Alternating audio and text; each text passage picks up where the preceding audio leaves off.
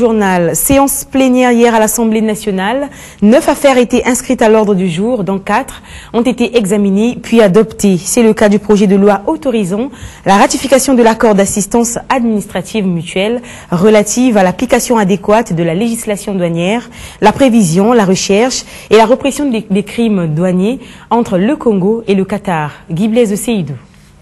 Sur les 9 affaires inscrites à l'ordre du jour, seulement 4 ont été examinées puis adoptées par les députés. Il s'agit entre autres de l'examen et adoption du rapport de la Commission Affaires juridiques et administratives sur le projet de loi autorisant la ratification de l'accord d'assistance administrative mutuelle relative à l'application adéquate de la législation douanière, la prévision, la recherche et la répression des crimes douaniers entre le gouvernement de la République du Congo et celui de l'État du Qatar, de l'examen et adoption du rapport de la Commission économie et finances sur le projet de loi autorisant la ratification de la convention entre le gouvernement de la République du Congo et le gouvernement de la République de l'île Maurice, attendant à éviter les doubles impositions et à prévenir l'évasion fiscale en matière d'impôt sur le revenu. Cette séance plénière a connu la participation des 2 membres du gouvernement, Raphaël Mokoko, représentant le ministre de l'économie et des finances, et Aimé Emmanuel Yoka, ministre d'État, ministre de la Justice et des Droits humains. Ces derniers ont du reste répondu aux différentes préoccupations des élus du peuple. Raphaël Mokoko.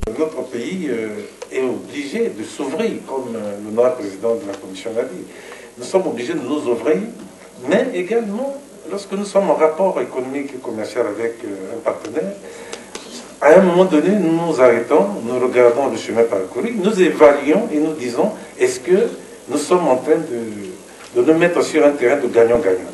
Toutefois, sur les 5 affaires non adoptées, une a été renvoyée à la Cour suprême. Il s'agit du projet de loi portant création de la Caisse des dépôts et des consignations.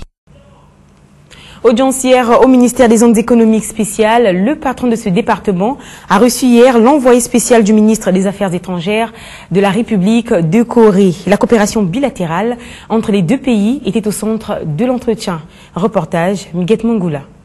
Conformément aux orientations de la politique africaine du nouveau gouvernement sud-coréen mis en place en février dernier, c'est le Congo qui a retenu l'attention du gouvernement coréen. Yuang Hai-wang, l'émissaire du ministre sud-coréen des Affaires étrangères, est venu exposer au ministre Aléa Kuala Atipo les ambitions de la Corée quant à la relance de la coopération de la Corée avec le Congo. Yuang Hai-wang à sa sortie d'audience. De ma part, j'ai répondu que je ferai tous mes efforts pour sensibiliser les autorités coréennes concernées et puis les industriels de la Corée, pour leur montrer que la stratégie industrielle du Congo offre des opportunités énormes aux entreprises coréennes. Oui, selon l'explication du ministre, je sens tout de suite que l'étude est bien faite, c'est très réaliste et pourrait attirer les investisseurs étrangers. Cet entretien, signalons-le, a été sanctionné par la remise à l'homme d'État sud-coréen du document sur l'étude de faisabilité des zones économiques spéciales d'Oyo, un document qui leur servira de repère. Les Congolais ayant des malformations congénitales vont bientôt bénéficier ou se faire soigner gratuitement par l'ONG Mercy Chips, dont la mission est de contribuer à l'amélioration des conditions de vie des populations en leur administrant des soins gratuits. Plus de précisions avec Prince Lia Otato.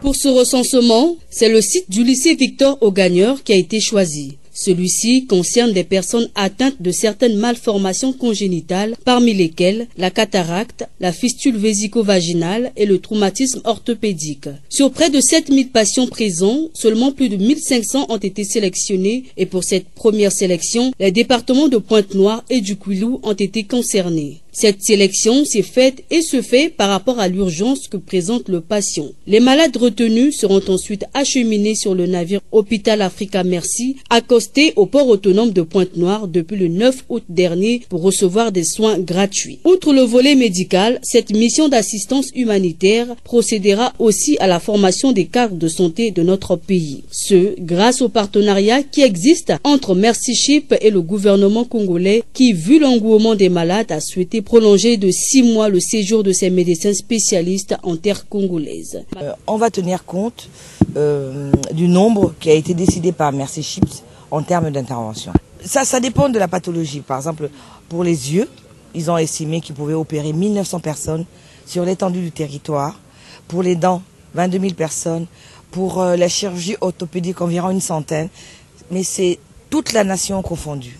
Cette opération nous permet d'avoir un fichier de patients, et ce qui nous permettra à la suite, puisque le président a accepté et Merci Chip aussi a accepté de prolonger le séjour ici, le fichier des patients qui n'ont pas été pris en compte nous permettra de voir comment répondre à la demande de ceux qui ne seront pas pris en charge aujourd'hui. Notons que Merci Chip est un vaste programme d'assistance humanitaire qui durera plus d'une année au Congo et concerne tous les départements du pays.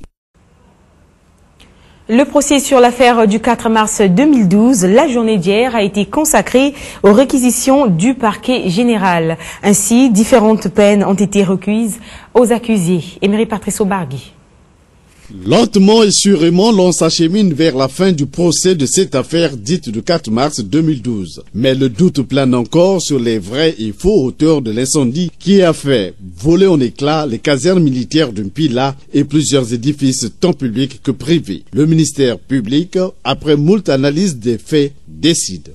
Monsieur le Président, ce comportement irresponsable de Barodi est de nature à le déclarer coupable des faits mis à sa charge et de le condamner à la peine de 4 ans d'emprisonnement ferme et 500 000 francs d'amende ferme au Baroudri.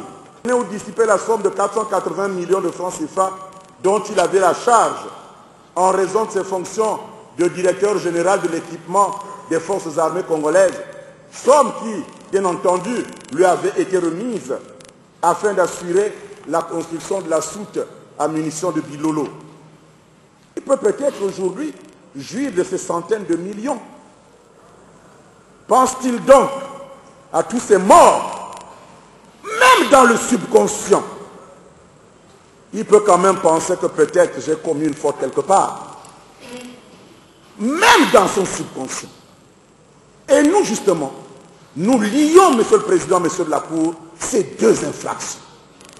Et donc, vous retiendrez le colonel Ikonga Akindu dans les liens de la prévention. Nous nous en remettons à la Cour pour les peines à l'encontre du colonel Ikonga Akindu Germain.